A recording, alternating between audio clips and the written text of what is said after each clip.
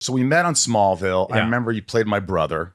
Yeah. Lucas, right? Yeah, it's kind of crazy to me that I played your brother and I was only on for one episode.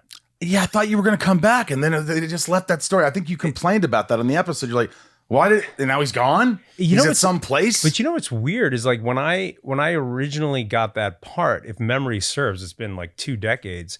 It was supposed to be a multi-episode arc.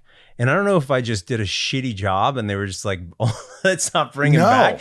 But I think I did a pretty good job, right? Yeah. So I was surprised. I don't know what happened, but for whatever reason, that was it. We talk about this all the time. Here's the trend was in the first couple seasons until they got it together. Is that every show, unlike today, the streamers, they have cliffhangers and they wrap everything up in a nice bow and moving on. Right. And it just irked me. Right. And so that was the way it was, and it evolved, and now we've evolved into this. Right. But do you remember anything at all on that show? Oh, gosh. Because you worked with me. You worked with John Glover, who was our father. That's right. Yeah. And then I do remember the director. And I remember... Who was it? Beeman. Greg Beeman. Greg Beeman. And I remember the scene where there was a rain tower and something happened and I don't know, there was a shootout and then you grab me and you go, I'm your brother. And for whatever reason, there was a lot of drama.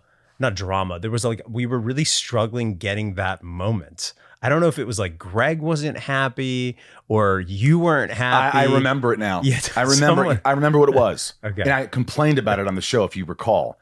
We go out and I go, I'm your brother, let's go. Right. But I think what happens is you come with me and then we stop at the doors of the car when these guys are shooting us. I go, look, I'm your brother. I'm like, dude, we wouldn't do that. We have to, we'd go in the car. Right. And then we get out of there. And then I'd say that. Well, we can't do that. And I'm like, oh, fuck. Right. All right. This is unrealistic, Greg. He's like, Yeah. I also remember that day. I won't say who it is, but one of the crew guys pissed their pants. They had to go to the bathroom in one take. And I heard him going, oh, God. And he's like, fuck. And he left. And he's like, what happened? His pants? He pissed himself. I don't think I was privy to that as a guest star. I was. I think the series regulars pissed him off on that thing. I think it was you used to do this thing. All right, this is what I do remember, and you're going to be like, really? That's what you remember? And I stole this from you on my show. Good. So you used to, but you're not gonna. You used to do this thing where, and you would do this in like a very obviously jokey way, and everyone loved it. Someone would say, off. Like, no, you would say, go fuck yourself. Like literally somebody would say, hey, Michael, can you stand on your mark? And you'd be like, yeah, go fuck yourself.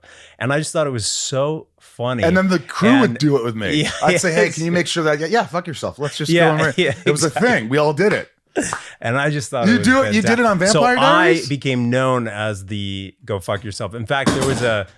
It's okay. Yeah, there's Greg. They even, as rap gifts, they gave the crew GFY hats from me, which was never called me go fuck yourself hats. I literally stole that from you. Did you ever tell anybody you stole it? I never told anyone until this. You stole it without giving credit. But I'm on a podcast right now telling the world that I stole go fuck yourself from you. So at least I finally, it took me some time. I'm glad you did that. Yeah. I remember you laughing. I remember you just going, I just thought it was great. What? I just thought it was fantastic. Because I just, it's like, you gotta it just kind of relaxes you. Go fuck yourself. I would say it even when I fucked up. I go, what's the line? Go fuck yourself. Thanks. Yeah, right, exactly.